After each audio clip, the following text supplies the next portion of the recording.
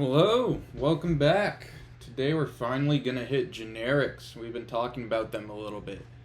In case you aren't familiar with the concept of generics, generics basically allow you to use more than one concrete type for a function or method parameter, and we can also use them when defining structs and enumerable types. So far, we're pretty used to defining a function like this. This takes the largest 32-bit signed integer, finds the largest. Makes sense, right? What if we wanted to make this work for unsigned 32 bits? What about signed 16 bits? You get the idea. Or even characters. Find the largest character. We would literally have to copy and paste the code with what we know at this point. We'd have to copy and paste this, do largest U16, and then change these to U16s, but the underlying logic is all the same. We're using this greater than operator. So instead of copying and pasting everything, make it a little bit bigger, what we can do is define this as a generic function, and we would write this like largest takes a type t, and that type t is going to be our list, and it's going to return a pointer to type t. So an array of type t and return type t. Now before I run cargo check on this, try to think why we can't just put in any old type t into this function. Pause the video and see if you can figure out why we can't use any generic type t. I'm gonna save this, and my editor is gonna give it away a little bit, but I'm gonna run cargo check.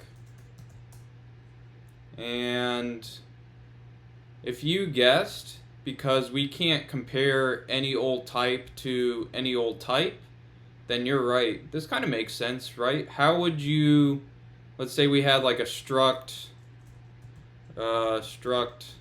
foo with an x that's a string, y that's an f32, and we use, right now with this t, we're saying that foo can be used in largest.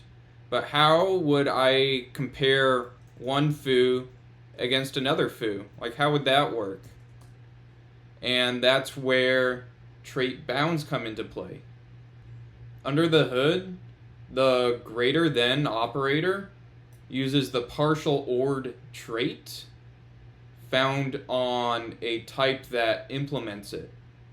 We're going to hit traits in this video as well, but for now we can just fix the code by constraining with a trait bound our type t to require the partial ORed trait like so. So we can say that, let me delete foo up here.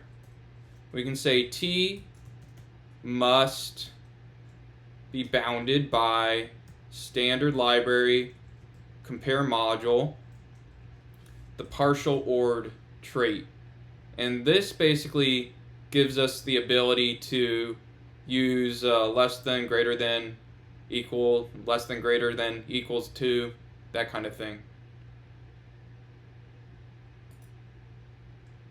So now if I save this, all of our worries go away. We can apply the same principle of generics to structs. To start, let's write a normal struct point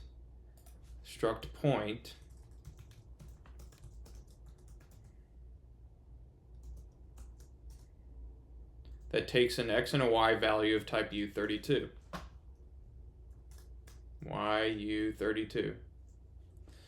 Once again, I'm going to ask you to pause the video real quick and try to think up of how we can make this generic, as in how can we say x and y can be any type.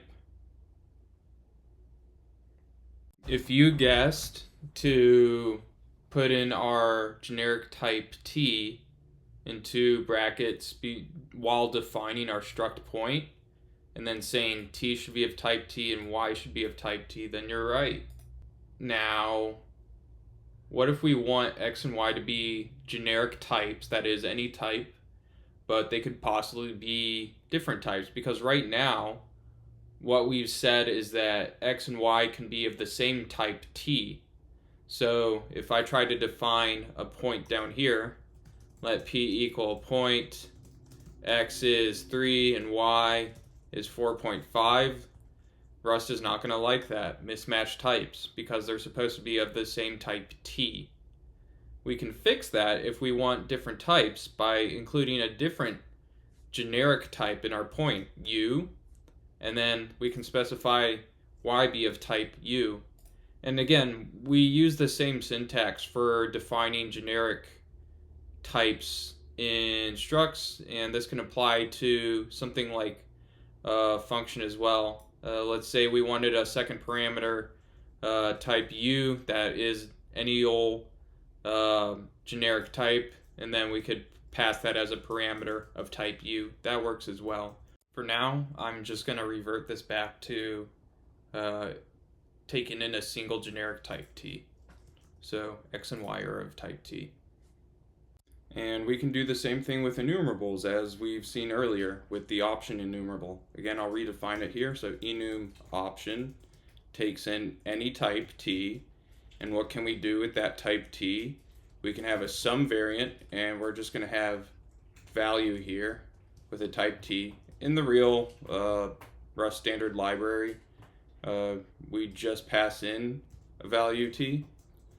But here, we're just going to for the sake of clarity, show that we have a name parameter in this sum variant called t, and then we have none.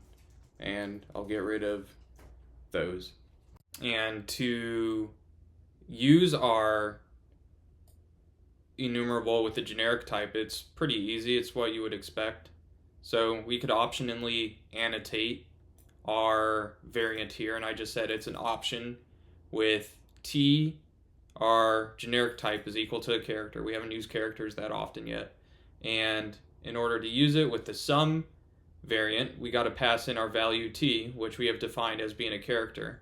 If I tried putting 4 in here, the compiler is going to get upset. And then we have the option, pardon the pun, of using the none variant with no variables at all, or no values at all. Okay. Lastly, and probably the most confusing one, is going to be functions or methods defined in structs. As we saw earlier, we define methods using the implementation keyword. In other words, impl point, and then I could write a function for point, but this is a generic. Point is a generic, right? Or I should say it uses a generic type, right? In order to correctly implement a function for point, which takes in any type t, we would think to write implement for type t, function x takes in a value of self, it's going to return a type of reference t, and we could do something like reference to self.x. Except this doesn't work. If I go ahead and save, my IDE is going to freak out on me. And you might think, hey, this seems pretty sane, right? What's going on? What we haven't done is specify t yet. It would be like writing something like point t, or should I say struct point, and x should be t and y should be t, but we haven't defined the generic type t yet. So it's kind of freaking out. We have defined that we're implementing for a point of generic type t, but we haven't defined what t is. We can define t over here, implement t, and what we're saying here is, again, that t exists, and then point t here says on the point struct where t is any type. this is going to make a little bit more sense after we introduce traits, which we're going to do now. I'll go ahead and save and show that this does indeed fix our compilation issues. I'll do cargo check as well. As you can see, we just have warnings at this point. Okay, we got a taste of traits when we wrote our largest function here. A trait is essentially a set of methods that a struct should have. In other words, it's an abstract class if you're coming from an object-oriented language. So this partial ORed trait basically says that, hey, this T, this generic type T, should have the LT, LE, GT, and GE methods on it. And that basically allows us to use the greater than operator. Examples are nice to follow, so I went ahead and made a couple of shape structs off camera. I made a circle, which has a radius. I made a square, which has a length, a rectangle, which has a length and a width, and they're all U32 right now. Now let's say we wanted to find some sort of common trait between all these. The area, whoop-de-doo. So the last recording broke. I'm just gonna show what I wrote here. What happened was I went up here and defined a trait area, and what should an area have? It should have the calc area method on it, which takes a reference to self and returns a float 64. That's all we need to do to define a trait. Again, we're not defining the actual behavior of the methods in our trait. We're just defining what a type that implements the trait area should have. So I went ahead and said for our circle, it should implement area, and the editor will be really mean to me if I comment this out and say, alright, you didn't implement this trait method. So again, takes a reference to self, 64. That's how you calculate the area for a circle. I'm being really cheap with pi right here. Went ahead and did the same thing for square. Went ahead and did the same thing for a rectangle. Pretty basic stuff. So pardon my ignorance, I was using the bitwise XOR operation instead of the actual .pow method. Silly me. So instead of using our caret operator, which is a bitwise operation, we're going to instead use the .pow method, which is available on U32 types. And this goes ahead and raises our value to the power of 2. And we're also not going to be taking a reference to it, because otherwise we're going to be getting a reference to the operation of this .pow. And we're already taking a reference to self. That's what this ampersand self is saying. So we don't actually need to be calling reference self, because otherwise if we did that here, we're going to be getting a reference to this operation that we did. And again, the compiler is going to be pretty helpful with this kind of stuff. And now this is where generics come into play with traits.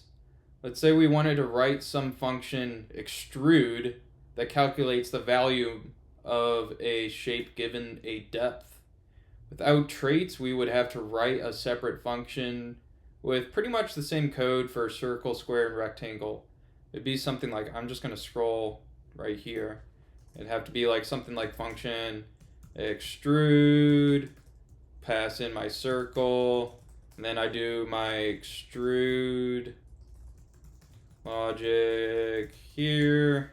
Then I'd have to do something like extrude, and like this would be of type circle. This would have to be a type rectangle. You get the idea.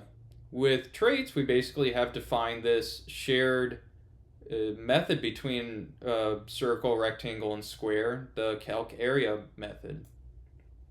So I'll go ahead and write out our extrude function here. Now pause the video real quick and see if you can fill in the rest of this extrude function, especially what should exactly happen right here.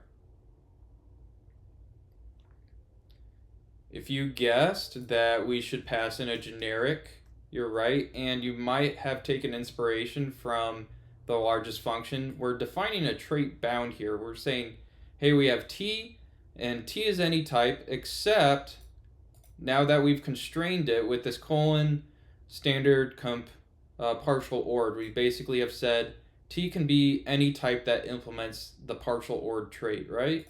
So as long as t implements area, then we can pass in a shape with a reference to that shape, and then we'll pass in a depth, which is a float 64, and we're going to return the volume, which is a float 64. We also have a shorthand way of specifying a single trait that a parameter has with the ampersand implementation keyword.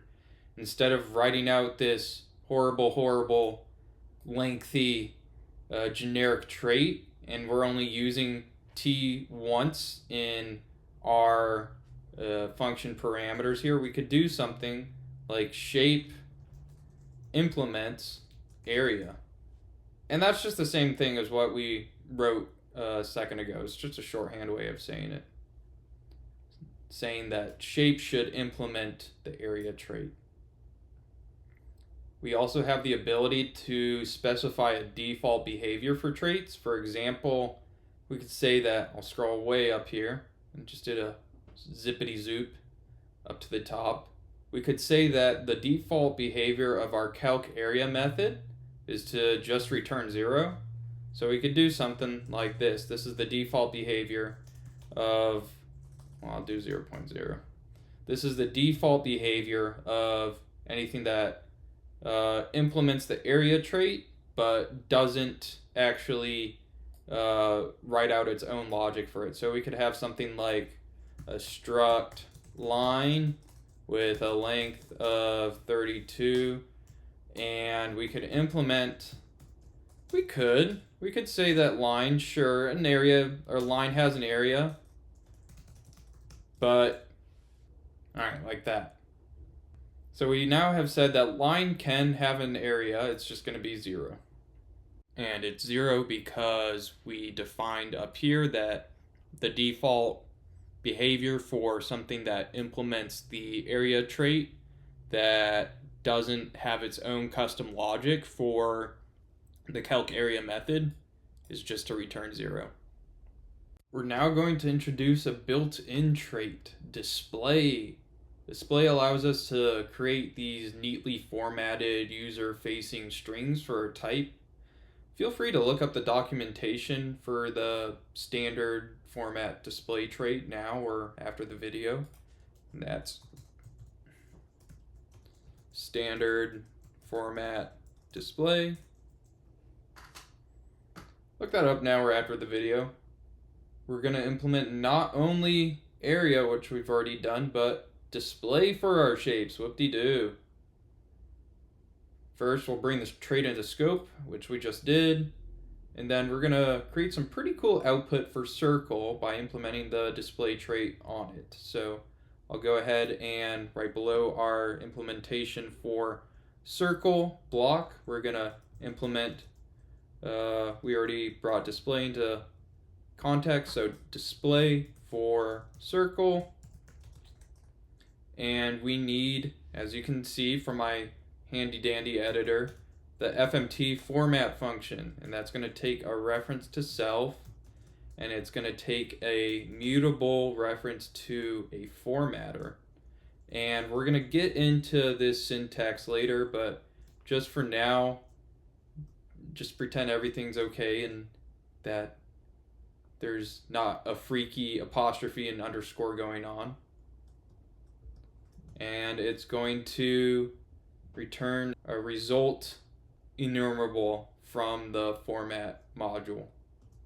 Okay, I just cleaned this up a little bit. I obviously forgot to actually specify the name of my parameter, so that's on me, but ignore this for now. And then what I did, I just cleaned it up, our imports here. We're doing a lot of things from the format module, so I just went ahead and brought that into scope.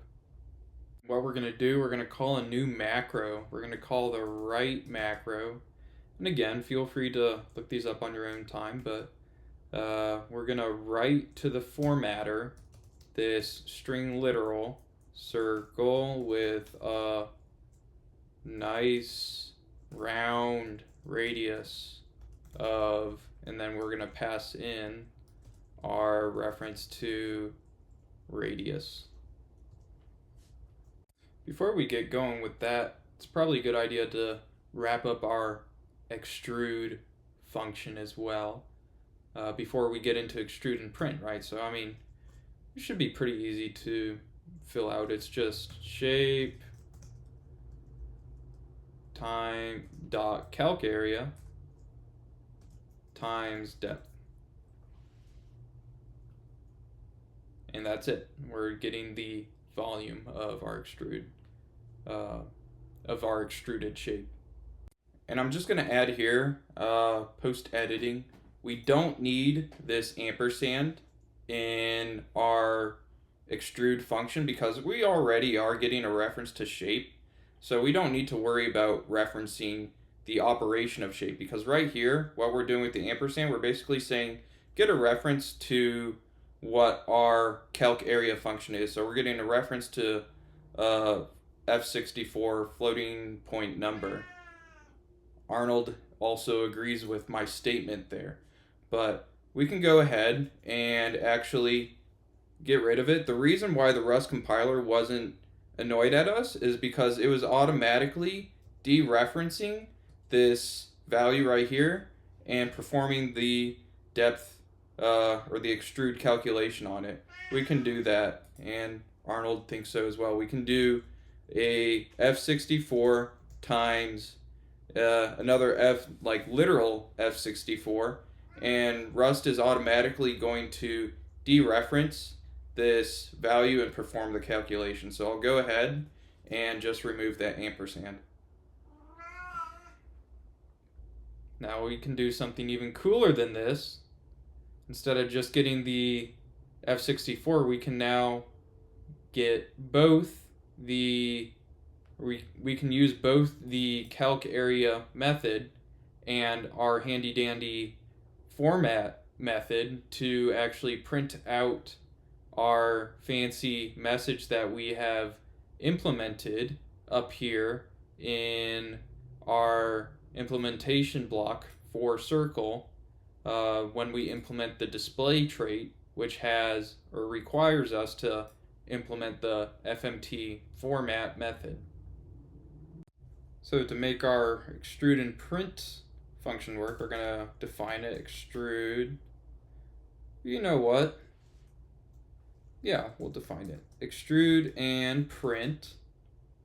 And then we're going to take in a shape, and we're going to calculate the volume of that shape, and then print out a friendly message with the shapes, with the shape and the volume of the shape.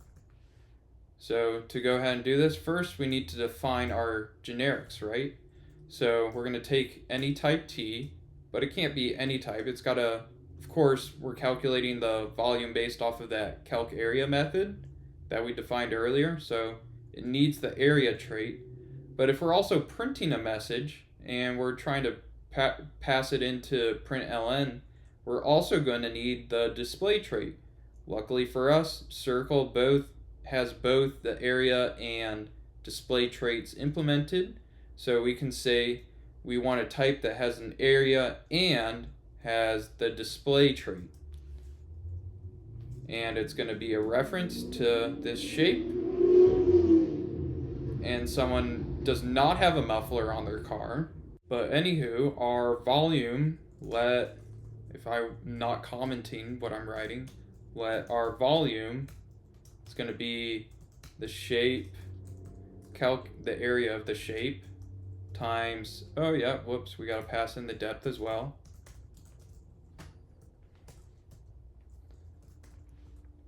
That's going to be our volume. And then we're going to print out our friendly message, right? So we can say the shape has a volume when extruded by such an amount. And we're going to pass in our shape, our volume, and our depth.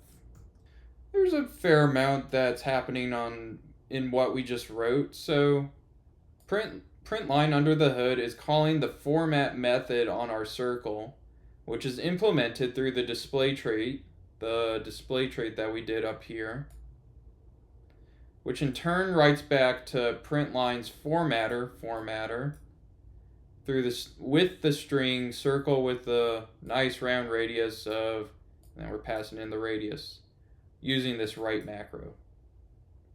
And obviously, since display itself is not in scope, the format module's in scope, so we need to specify that.